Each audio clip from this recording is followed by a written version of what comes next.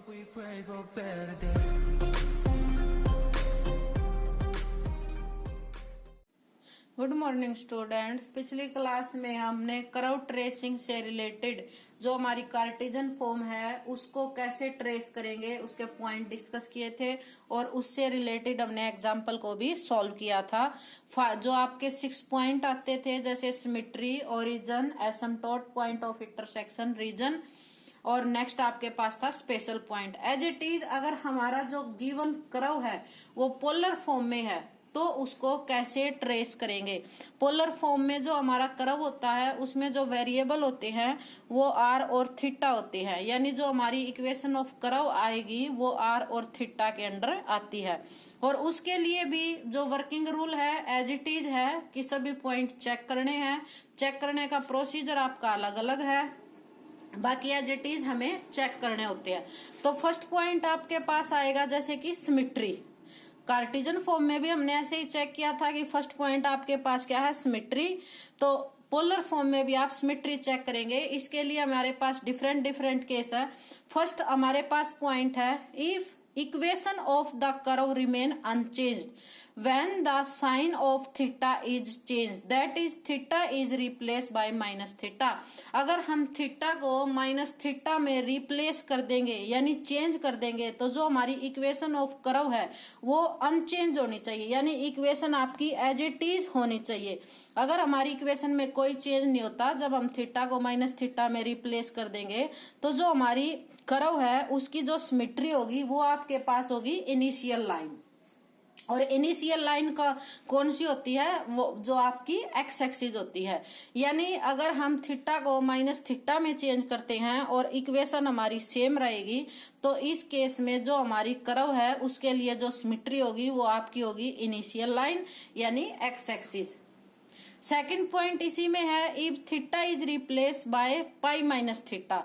अगर मैं थीटा को पाई माइनस थीटा में रिप्लेस कर दूंगी, थीटा को किस में चेंज कर दिया, पाई माइनस थीटा में, and the curve remain unchanged, तो कर्व में कोई चेंज नहीं होगा।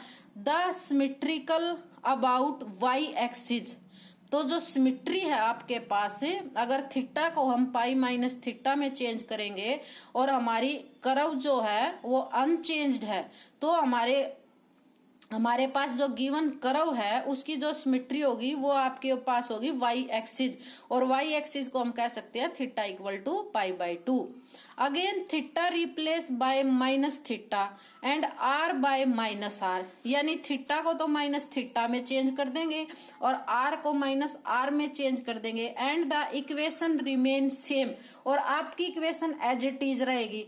Then in this case the curve is symmetry about a line, तो उस केस में जो सिमेट्री होगी आपकी वो होगी theta equal to pi by 2 यानी पॉजिटिव वाई एक्सिस। फर्स्ट हमने क्या किया, थीटा को पाई माइनस थीटा में चेंज किया, हमारी इक्वेशन में कोई चेंज नहीं आया तो जो सिमेट्री है गिवन कर्व की वो वाई एक्सिस है, that is theta equal to pi by 2। इसी में अगर हम थीटा को माइनस थीटा में चेंज करेंगे और आर को माइनस आर में चेंज करते हैं तब भी हमारी इक्वेशन में कोई चेंज नहीं आता, यानी हमारी इक्वेशन सेम रहेगी। तो इस केस में जो गिवन कर्व की सिमेट्री है वो भी क्या है, एक लाइन, और कौन सी लाइन है, theta equal to pi by 2 यानी वाई एक्सिस। थर्ड पॉइंट इसी में है अगर R replace by minus R, अगर आर को मैं माइनस आर में चेंज कर दूं, कर्व रिमेन सेम, कर्व जो आपकी इक्वेशन है उसमें कोई चेंज नहीं। Then the curve is symmetrical about the pole, यानी जो कर्व की सिमेट्री है वो क्या है, पोल क्या होता है, ओरिजिन। जैसे अगर कार्टेशियन फॉर्म है तो उसमें हम जैसे 0,0 पॉइंट को क्या कहते हैं, ओरिजिन। एज इट इज अगर आर और थीटा यानी पोलर फॉर्म में आपकी इक्वेशन ऑफ कर्व है तो उसमें ओरिजिन पॉइंट को क्या कहेंगे, पोल कहते हैं। सेकंड पॉइंट है आपका, ये तो हमारे पास क्या पॉइंट थे, सिमेट्री चेक करने के। सेकंड पॉइंट आपके पास है पोल एंड टेंजेंट। उसमें भी यही था कि ओरिजिन और टेंजेंट, इसमें ओरिजिन को किस में रिप्लेस कर दिया, पोल में। अगर मैं theta equal to alpha R equal to 0 then the curve passes through the pole, तो कर्व जो है आपका पोल से पास होगा। And theta equal to alpha tangent of the curve at pole, अगर हम आर इक्वल टू 0 रखते हैं तो थीटा की वैल्यू कोई ना कोई कांस्टेंट आ जाती है, तो थीटा इक्वल टू जो अल्फा है वो आपका क्या होगा, tangent of the curve at a pole. Next point आपके पास आएगा पॉइंट ऑन द कर्व, यानी जो कर्व है उसका पॉइंट हम कैसे फाइंड आउट करेंगे। Solve the equation for R, prepare a table corresponding to theta and are.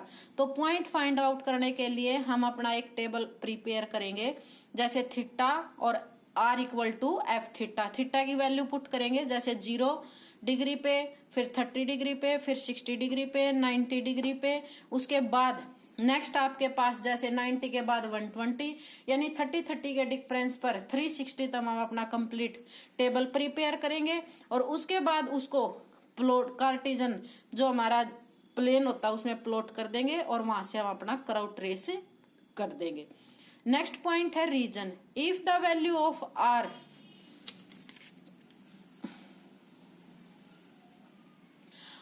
Comes out to imaginary और नेगेटिव, अगर आर की वैल्यू जो है इमेजिनरी और नेगेटिव आए, the region given by θ1 less than θ less than, then the curve will not exist in the region, यानी जहां पर भी आर की वैल्यू इमेजिनरी या नेगेटिव आएगी तो जो हमारा थीटा है उस रीजन में एग्जिस्ट नहीं करेगा। जैसे कि एक बाउंड्री आ जाएगी, जैसे θ1 यानी थीटा इसके बिटवीन रहेगा, इससे अनदर नहीं आएगा, एक बाउंड्री होगी, नेगेटिव रीजन को हम रिजेक्ट कर देते हैं।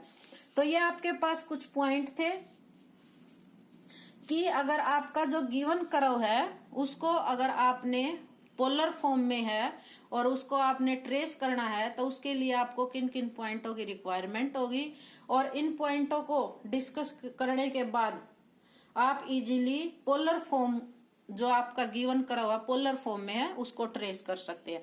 तो ये हमारा वर्किंग रूल था। इससे नेक्स्ट क्लास में हम इससे रिलेटेड एग्जाम्पल डिस्कस करेंगे।